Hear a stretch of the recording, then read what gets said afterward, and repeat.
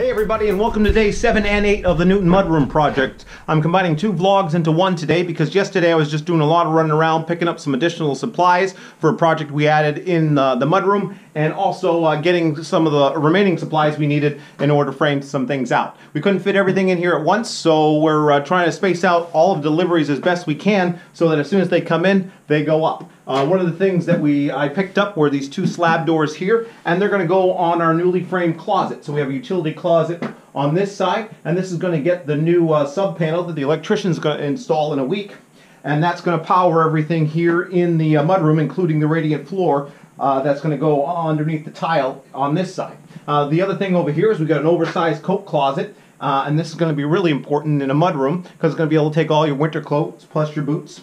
And the one thing that we're going to do that's a little bit different with these two is we're going to put these 2 doors on a track so that instead of them swinging out, they're actually going to slide to the left and the right.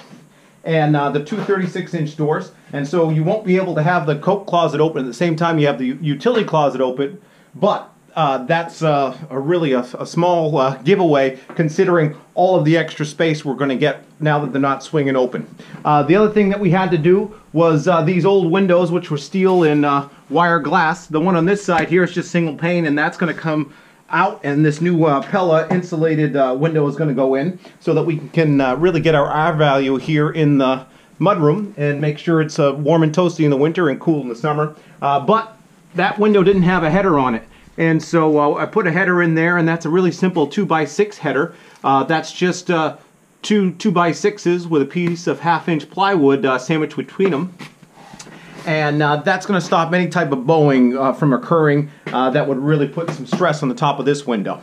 The other thing that we added over here on the shed side is we're going to put a loft at about 7 feet here, so it's going to be a little floor that's going to go across and then a lower ceiling in here. So we're going to have that door that's just behind this panel that's going to come into this section where we'll have our storage, and then we'll have storage up here where they can put their car carrier or skis.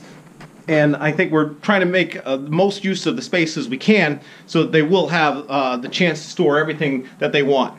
The other thing that came in today was we got our Pella door that's going to go on the mudroom side. And this is a fiberglass insulated door from Pella. It's black to match the existing door that's on the front of the house. We did not have an opportunity to frame this in yet, and I didn't want to start that here on the weekend because we want to be able to lock everything up and then just keep this pretty secure. So that'll be a project we get started next week. And next week's going to be a big framing week because I only got 7 days from Monday when the electrician's going to come in, and when they come in they take over everything and they're going to drill through all of the framing, and they're going to put all the wiring in here. So when that happens, we're going to make sure all of the framing, the ceiling is all in place so that they can put the outlets and the light fixtures in. So that's the end of day 8.